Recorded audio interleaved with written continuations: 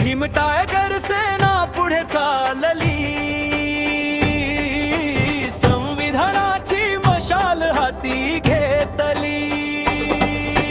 सेवेचा वसा, न्यायाचा ध्यास, समतेच्या